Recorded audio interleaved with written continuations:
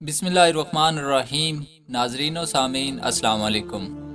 جنگ موتا میں حضرت جعفر تیار کی بہادری اور قربانی کی لازوال داستان۔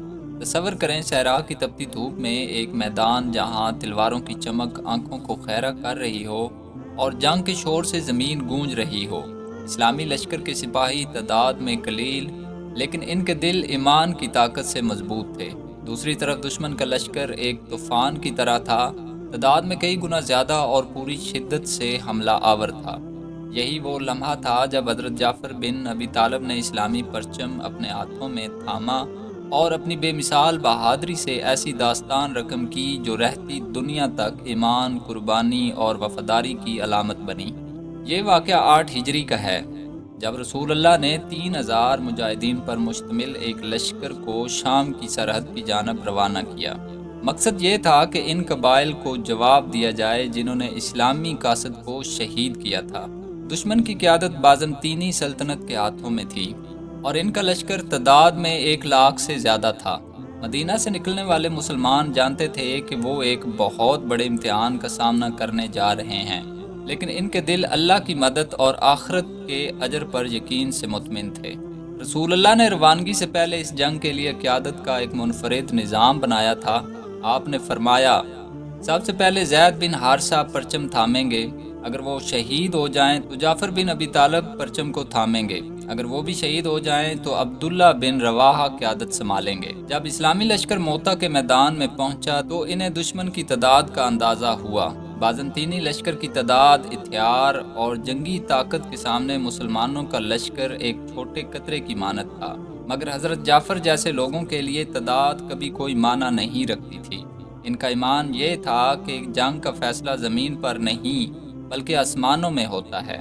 جنگ کا آغاز ہوا۔ حضرت زید بن حارثہ نے بہادری سے اسلامی پرچم تھامے دشمن کا مقابلہ کیا۔ وہ لڑتے لڑتے شہید ہو گئے۔ پرچم گرنے نہ پائے، حضرت جعفر نے فوراً آگے بڑھ کر اسے تھام لیا۔ حضرت جعفر کے لیے یہ صرف ایک جنگ نہیں تھی، یہ اللہ کے دین کی سربلندی کا معاملہ تھا۔ انہوں نے اپنے گھوڑے کو ذبح کر دیا تاکہ کوئی یہ نہ سمجھے کہ وہ میدان جنگ سے بھاگ سکتے ہیں۔ دشمن ان پر ٹوٹ پڑا لیکن وہ غیر متزلزل کھڑے رہے۔ وہ اپنی تلوار سے دشمنوں کو کاٹتے رہے اور پرچم کو مضبوطی سے تھامے رکھا۔ پھر دشمن کے وار سے ان کا دایاں بازو کٹ گیا۔ انہوں نے فوراً اسے بائیں ہاتھ سے تھام لیا۔ تھوڑی دیر بعد ایک اور وار نے ان کا بایاں بازو بھی کاٹ دیا۔ انہوں نے پرچم کو اپنی باقی بچی ہوئی طاقت سے سینے سے چمٹا لیا۔ وہ جانتے تھے کہ پرچم گرنا اسلامی لشکر کا حوصلہ توڑ سکتا ہے، اور انہوں نے اپنی آخری سانس تک اسے گرنے نہ دیا۔ جب حضرت جعفر شہید ہوئے تو ان کے جسم پر 90 سے زیادہ زخم تھے، لیکن ان میں سے کوئی بھی زخم پیٹھ پر نہیں تھا۔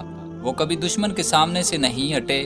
ان کی قربانی کا منظر دیکھ کر اسلامی لشکر کا ہر سپاہی حوصلے سے بھر گیا اور ان کا عزم مزید مضبوط ہو گیا۔ رسول اللہ کو مدینہ میں ان کے شہید ہونے کی خبر وحی کے ذریعے دی گئی۔